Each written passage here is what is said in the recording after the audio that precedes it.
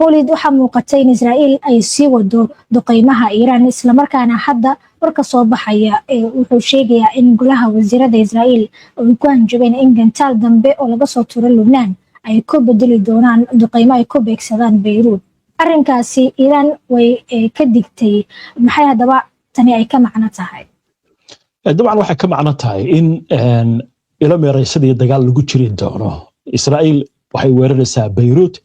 Iran baa ka jawaabaysa Israa'iil baa weerari doonta Lubnaan Israa'iil way ka jawaabi doontaa weerarka Iran ay soo qaaday kadibna Iran bay weerari doontaa suurtagal waxa dagaalka inuu qarxo runtii halka dhabta ah ilaa hadda ma jirto cid isku hawlaysa sida qobrada ay sheegayso aran muuqata cid walba inay ku dhagan tahay mowqifkeeda Israa'iil waxay doonaysaa inay ku sii socoto koonfurta Lubnaan ilaa ay gaarto wabiga Litani Hezbollahna ma aqbalayso Israa'iil markay weerar qaadana Hezbollah ay beegsanaysaa Hezbollahna waxay markaas kaga jawaabaysaa iyaduna gantaaladaas waxay dhalin karaan Israa'iil haddana inay weerarto Beirut marka meeshii baa la jooga hal dhaban runtii ma muuqdo qobrada qaar kamid ah waxay leeyihiin arrintan Trumpna xal uma hayo cid kale xal u haysana ma jirto waxayna ku salaysan tahay qorshaha Israa'iil ee ah inay isballaariso oo dhul horle ay qabsato Israa'iisha weyn waxyaalaha xitaa aan laga hadlin hadda waxa kamid ah ra'iisul wasaaraha Israa'iil Benjamin Netanyahu saacadihii la soo dhaafay hadal cusub ayuu jeediyay dabcan arrimaha Iran uu ka hadlay arrinta Lubnaan uu ka hadlay laakiin arrinta la yaab kale waxay ahayd markii uu yiri Mareykanka Gaza 50% ayaynu hadda gacanta ku haynaa waxaan doonaynaa inaan qabsano 70% macnaheedu marka waxa weeye dhul hor leh in Israa'iil ay doonayso inay qabsato marka waxa lagu tilmaamayaa arrintan inay tahay qorshaha Israa'iisha weyn oo la hirgelinayo Israa'iil aysan dhul ka soo bixin haddii waxa leeyahay xal la rabo dowladda Lubnaan ma ka hadal xalkaasi Joseph Aoun iyo ra'iisul wasaaraha Nawaf Salim intuba ma ka hadlayaan xalka uu keenay gudoomiyaha baarlamaanka Nabil Berri oo ah dadka isku siyaasadda yihiin ururka Hezbollah wuxuu leeyahay isagu dabcan sidaynu sheegnay Israa'iil waa inay ka baxdaa koonfurta Lubnaan dagaalamayaasha Hezbollahna waxaan ka saari doonaa koonfurta Lubnaan ilaa waxaynu geyn doonaa wabiga Litani oo dhanka waqooyiga halka marka taas ayaa ugu dhow laakiin Joseph Aoun madaxweynaha waddanka Lubnaan hadda wuxuu bilaabay inuu eedeeyo Iran waynu maqlaynay Hezbollah inay leedahay waa in laga faa'iideystaa xaaladan hadda jirta Iranna ma ka gaban doonto inay fuliso weerar iyadoo ballanqaadkeeda fulinaysa waayo haddii aysan fulin ballanqaadkii waxay noqon kartaa markaas Israa'iil inay ku sii socoto marka waxa la joogaa meeshii baa la joogaa Netanyahu cidda gacanta qaban kartaana waa Donald Trump laakiin sidee uu ku qaban karaa ayaa la isweydiinayaa isagoo si cad u sheegaya oo leh waxaan kala hadlay inuusan weerarin magaalada Beirut mana aqbali doono arrintaas inay dhacdo 2 saac kadib weerarkii baa bilowday magaalada Beirut oo ay Israa'iil ku qaaday markii Iran ay duqaysay Israa'iil Trump wuxuu yiri ha ka jawaabinina joojiya dagaalka laakiin telefoonka markuu dhigay Netanyahu hore ciidanka ka amray oo tan la weeraray Iran ilaa iyo shalayna arrinta ay socotay ilaa markii dambe Trump uu soo dhaxgalay oo uu yiri xabadda joojiye laakiin Iraniyiinta xabad joojinta Trump uma aysan joojin ayagu waxay yiraahdeen hawlgalkan wuxuu ahaa marka koowaad digniin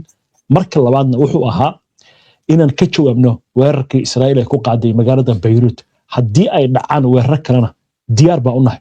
hadda marka warkan golaha wasiirada ka soo yeeraya waa xaalad dagaal sida qobrada ku tilmaamayso marka waxaynu ku jiri doonaa baa leeyahay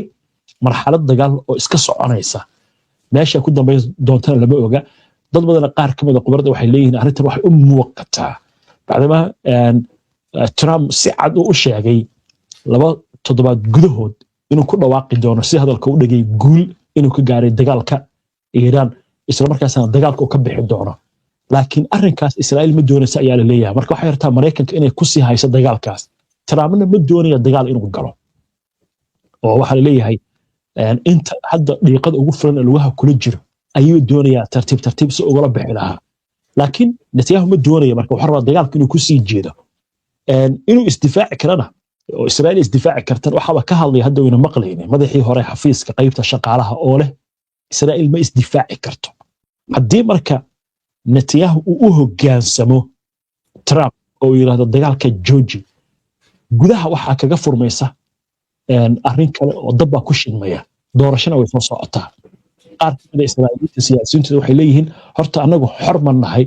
miyaanan go'aan gaari karin muxuu maraykanku noo maamulayaa wasiirada mayalka adaga xukuumadda Netanyahu ku jira qaar kamid waxay leeyihiinba anagoo ma nihin gobolkii 11aad ee Mareykanka waxaana la yiraahdaa qaranka Israa'iil waa inaynu sidaas u dhaqannaa marka waa laba kala barday kala warla Trump laakiin ma oran karaa waaba yiri laakiin ka dhabayn karaa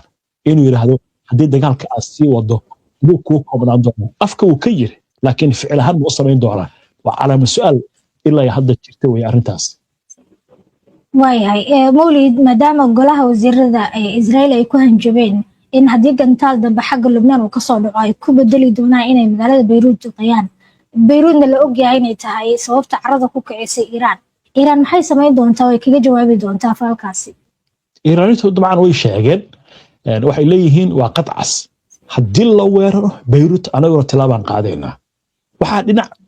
markaad ka eegto arrinta aad moodaa Iran hadda inay kalsooni badan qabto marka la isweydiiyay marka kalsoonidan maxay tahay waxay ku soo ururaysaa inay isdhistay malahada inuu hub kala heshay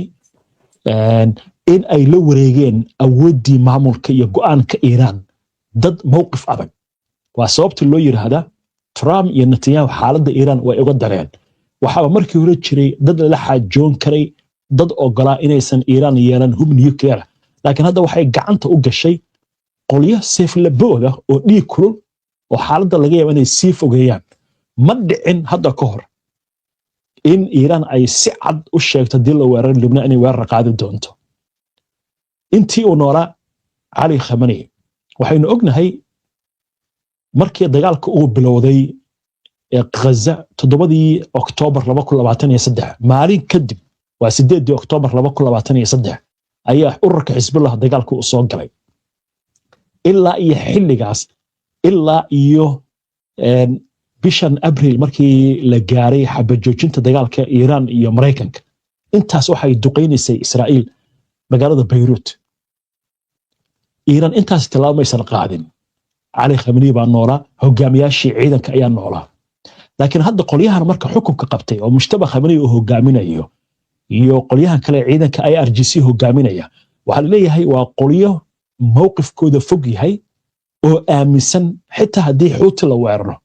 dagaalka inay geli doonaan iska badaa Xisbullah marka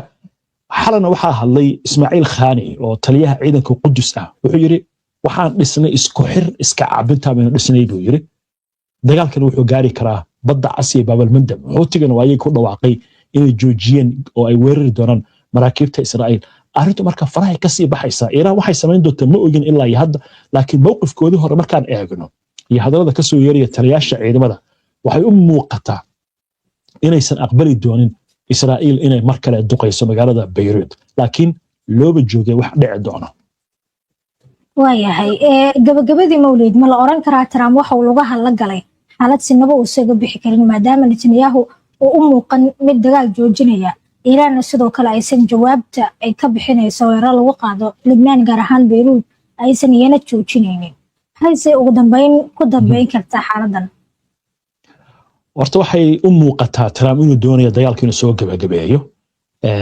ololihii doorashada ayaa durba bilaabanaya doorashooyinka waqtiga dhexe taariikhda markii ugu horeysay intii xilka uu hayay Donald Trump dhowr jeer ayaa waxaa laga sameeyay cod loo qaaday dagaalka in la xadido awoodda madaxweynaha dagaalka ku sii qaadi karo aqalka Koongareeska iyo aqalka Senatka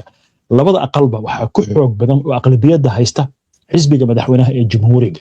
toddobaadkii hore markii ugu horeysay ayaa xisbiyada waxay u codeeyeen in la xadido awoodda madaxweynaha dagaalka ku qaadi karo xubno ka mid ah xisbiga Jamhuuriga ayaa taageeray dimuqraadiga oo riixayay mooshinkaasi arrinta marka waxay noqotay arrin la yaab leh sababtu marka maxay tahay codkooday u baqayaan iyo xilkooda waayo haddii aysan aqbalin in la xadido awoodda madaxweynaha xildhibaanadan ama senataradan dadkooday u soo laabanaya iyagoo cod doonaya dadkiina waa dhiban yihiin shidaalkii baa qaaliyoobay maciishadii baa qaaliyoobay tigidhadii baa qaaliyoobay shirkad ka mid ah shirkadaha diyaaradaha ugu qiimaha jabnayd toddobaadii ka hor bay kacday shaqadii bay ka fariisatay 30 sano hawada ku jirtay waxay hadda maraysaa baa layidhi gudaha waddanka Maraykanka qofka inuu ka fakaro magaarigaaga shidaal ku shubtaa mase carruurtaada u raadisaa cunto arrintu markay heerkaas gaarto waa arrin aad iyo aad u adag dagaalkiina madaxweyne Trump kumuusan guuleysan oo haddii Iiraan intuu ka guuleysto liban uu keeni lahaa waxma may sahlaabeen waddamadii khaliijka oo Maraykanka isku fiicnaayeen dagaal dooni maayeen waddamadii reer galbeedka oo uu filayay dagaalka inay la galaan iyagana dagaalka ma doonayaan oo reer Yurub oo Jarmalkiiba ugu sokeeyay Israa'iil aad u taageerayay oo xitaa kursiga golaha ammaanka qaramada midoobay ku waayay Israa'iil darteed sida la sheegay haddana dagaal ma doonaya marka madaxweynaha Maraykanka dhibkaas ayaa haysta laakiin ma ku dhihi karaa weeye Israa'iil iyo Netanyahu anigu waxaan doonayaa dagaalka inaan soo gabagabeeyo sababta marka hadda golaha wasiirada Israa'iil warkan u soo saarayaan ay leeyihiin haddii gantaana la kaga soo rido Beirut Lubnaan Beirut baa weerari doonaa waxay u muuqanaysaa inay doonayaan inay ka hortagaan sida qobarada qaar ka mid hadalka u dhigtay in dagaalka uu ka baxo Donald Trump waayo Trump si cad buu u sheegay xalay wuxuu yiri 2 toddobaad kadib waxaan ku dhawaaqi doonaa guul inuu dagaalka ka gaarnay shidaalkuna waa raqiis doonaa buu yiri markaasi laakiin haddii dagaalku qarxo oo Israa'iil iyo Iiraan ay isku qaadaan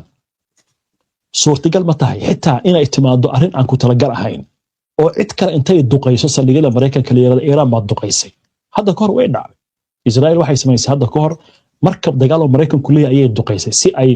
dusha ugu saarto Masar xilliga dagaalada ay ka dhaxeeyeen marka suurtagal ma tahay xitaa in Israa'iil ay si qarsoodiya u duqayso qobarada Maraykanka qaar ka mid ayaa sidaas leh saldhigyada Maraykanka oo markaasi loo qeyldayo in dagaalka Maraykanka uu galo waayo Maraykanka haddii gantaal ay ku soo dhacaan saldhigyadiisa gacmaha ma laaban doono waa inuu jawaabaa marka missionkaas oo kale ama mu'amaradaas oo kale ayaa dhici karta taasna dagaalka markaasi Maraykanka ay ku riixdo xaaladuna faraha ay ka sii baxdo mana muuqata ilaa iyo hadda hal Trump oo arrintan u hayo waxa moodaa inuu ku jiro xaalad adag madaxweynaha Maraykanka si uga baxana uu garan la yahay laakiin waynu arki doonaa waxa ku soo kordha